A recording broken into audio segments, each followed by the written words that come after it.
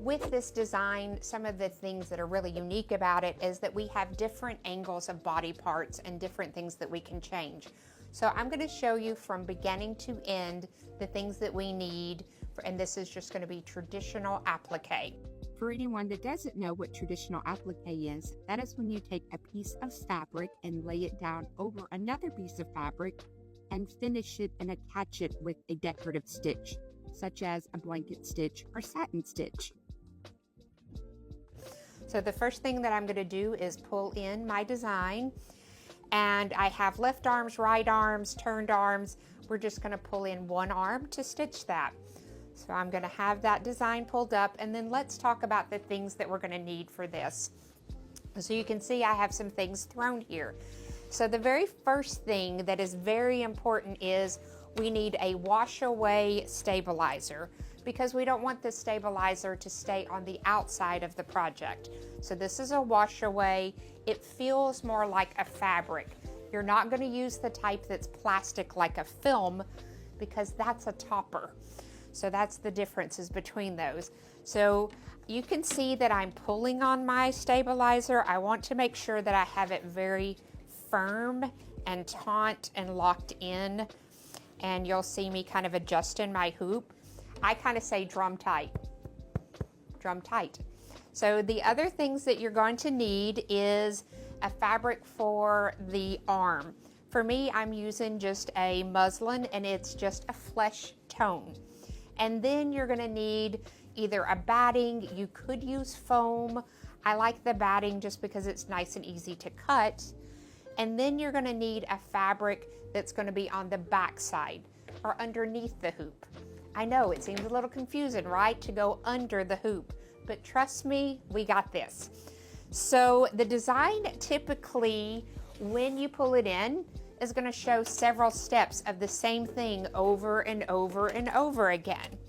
So that first step that you're going to see me doing right now, I kind of think that's just that placement stitch. It's showing me where to place my fabric. Some of you, you've heard this forever, right? But you never even knew the term. So that's just that placement stitch. It's going to show me where to place my fabric. Then it's going to come down back and do a tack down. So stay tuned and you'll see that step too. Okay, so see how fast that was? So now you can see that is that placement stitch. So we need to place some things. And the first thing we're going to place is that batting. Now you could put this in the machine and tack that down, but I'm going to just do both layers because it just makes it easier. That's just one less step to have to do. So I now have both on top, and I talked about that fabric on the back side. Let's just go ahead and do that too. So let's move this aside so I can give you a really close up. So this is on the back side.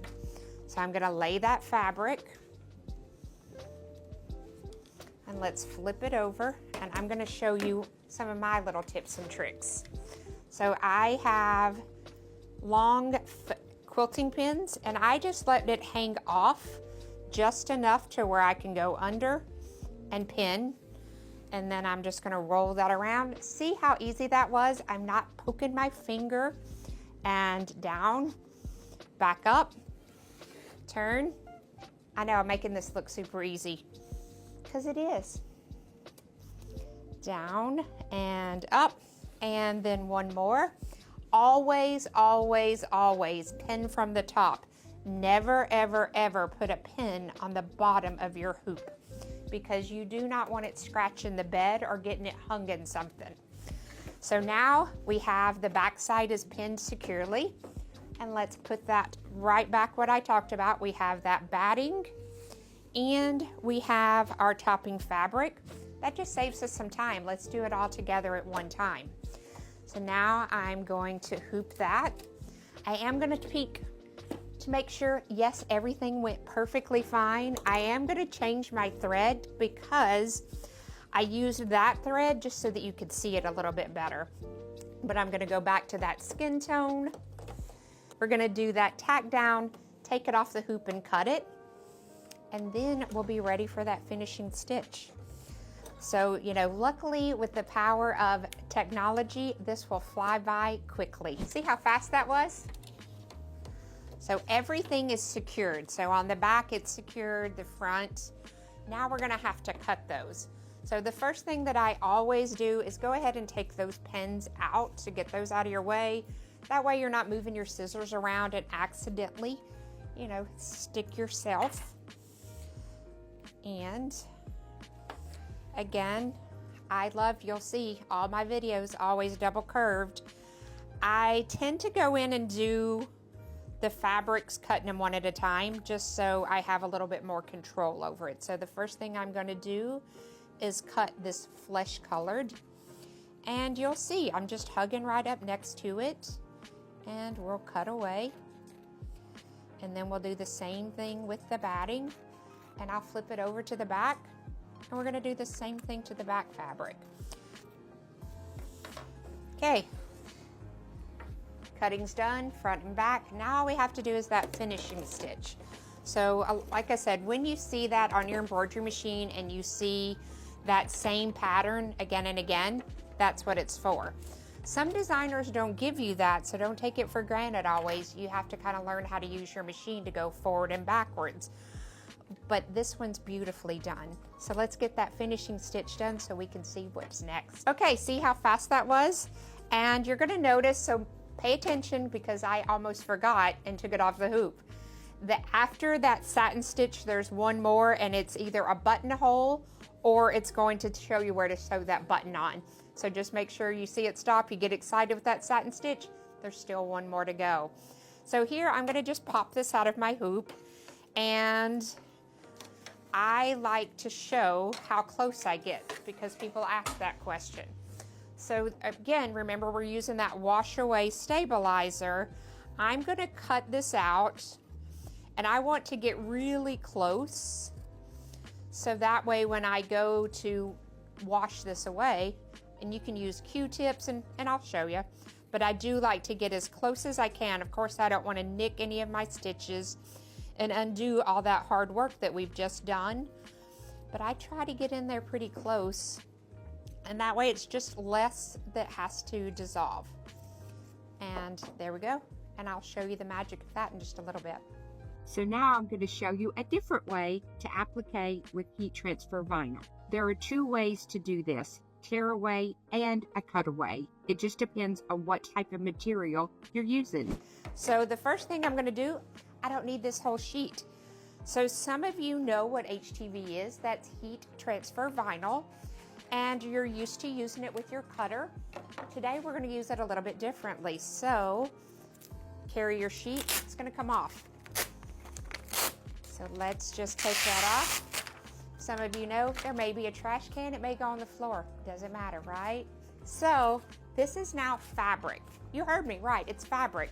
I'm going to lay this down and we're going to applique with it. So let's see if the magic is ready to go. So I'm going to take this off just so you can see. Normally this is where we would get our scissors and we would start cutting that. But guess what? We don't have to this time. So follow me for the magic and then you're going to see it. Stay tuned. And with that, we are done. So I know you're thinking, but there's still stuff there. I know there is. Watch and you will be amazed at this. Look how clean.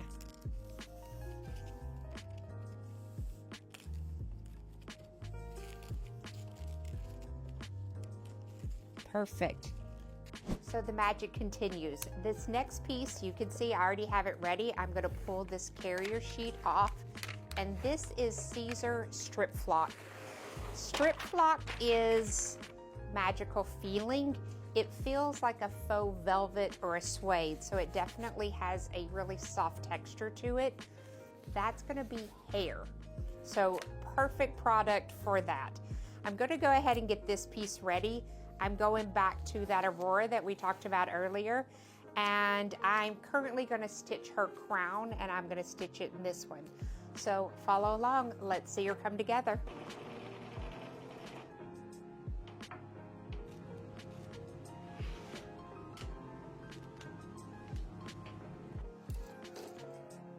So just like that, she is done.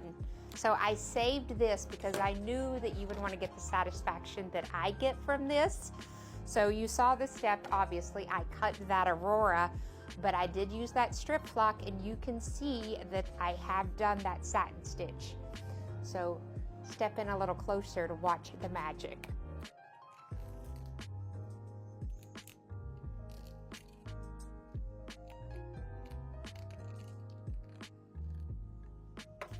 That's the magic right there.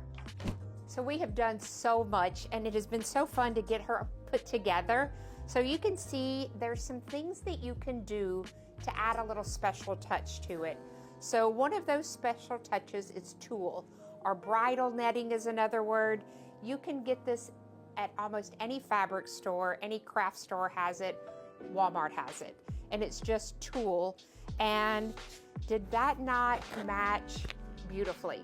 So tulle comes in so many colors, and on this one I actually did another overlay and added some shiny tulle to her legs, so now she has some like stockings on. You can also put it over the skirt, so I've stitched that, I've left that in the hoop just so that I could show you. So this is a tulle over the skirt, and then we get the satisfaction of doing what, everybody? We get to do that rip away.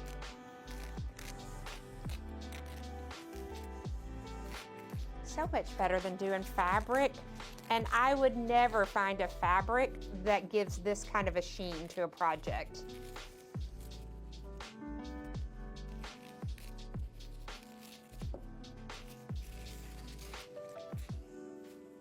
And that is a skirt. So let's go get some water and fix this up. We are almost to the end, and it's been a journey and it's been fun, but this last couple steps. So we talked earlier about we were using a wash away, and that means water makes it dissolve. So you can see I just have a little bowl of water. I can either dip it in and you'll see it kind of pull loose. I can do a little paintbrush, I can do cotton swabs, whatever you kind of feel. If you want it to be more stiff, you can let it soak and then put some extra pieces that you cut off in there, and that will act like a starch. So that's really what this is just liquid starch in a sheet. So I'm just using my fingers. I don't want it to get too wet, that's why I'm not soaking it, because I don't want the back side of my fabric to get all wet. So I'm kind of taking my time with this one and just rolling around to pull that off. There you go, you can see. I'm just gonna step back. I have heat press on at 305. I don't press from the front of my glitter or any of my products. One, I don't want that high temperature on my thread. So I'm at 305. I'm gonna press from the back side, and I'm gonna do about 10 seconds. And that way you can see that it just helps adhere that vinyl to that fabric, and it's gonna last forever.